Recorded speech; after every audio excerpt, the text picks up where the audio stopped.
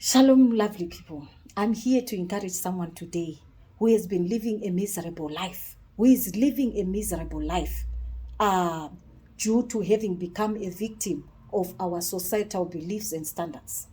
In most societies, a child should be born by a legally married couple or a customarily married couple, and that child is legitimate. That child is raised, sent to school up to high school. After passing high school, goes to university for a professional qualification, and after graduating, gets a job and become financially and social independent enough to get married. And after the couple get married, they're expected to have their own child, the child that will also follow the same cycle as the parents. However, most of us or some of us are not born by legally or customarily married couples. Some of us are born by or as a result of an extramarital affair between a married man and a single woman. Some they are born by two singles who are coexisting together without being married. Some they are born as a result of two strangers who met for a one-night stand sexual relations. Some are a product of rape case that could not be aborted. Some they are a product of a single woman who is earning a living by prostitution and they could not be aborted. In most cases, or in some cases, these children are stigmatized by the society. They are labeled, they are called names, they are insulted to an extent that they develop a low self-esteem. They become negative about life. Some they become bitter. Some they become hopeless. They don't see the reason for their existence. Their lives become miserable in that their situation is something that they didn't apply for, and it's something that they cannot change. I am here today, my brother and my sister, to tell you that God's will and purpose for your life goes beyond the way you were born. God's will and purpose for your life does not consider the way you were born. What is God's will? According to Bishop Doug Heward Mills, my favorite author, God's perfect will for your life is a place where you are excellently positioned, fitting exactly into God's original plan for your life.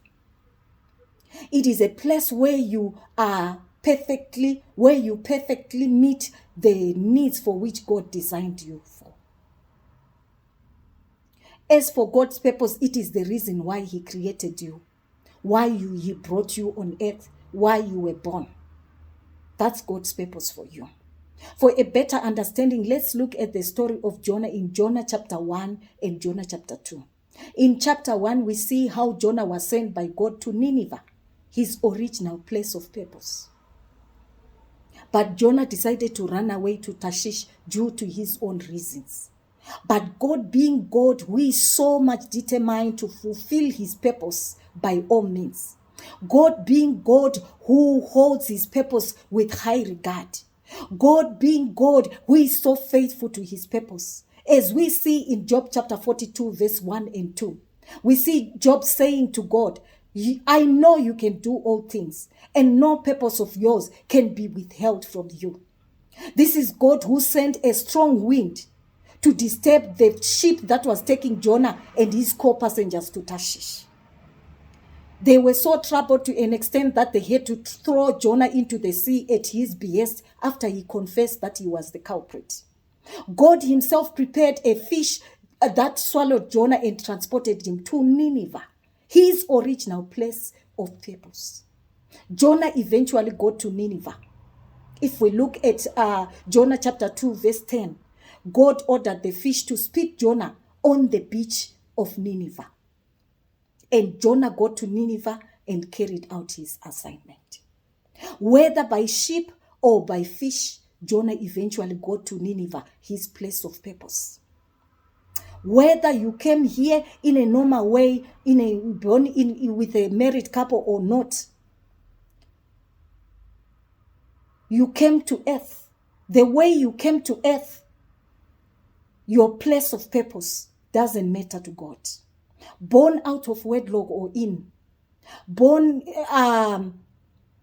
as a result of a rape case, a product of a one-night stand, a product of prostitution, a product of an adulterous affair, you are born on purpose for a purpose.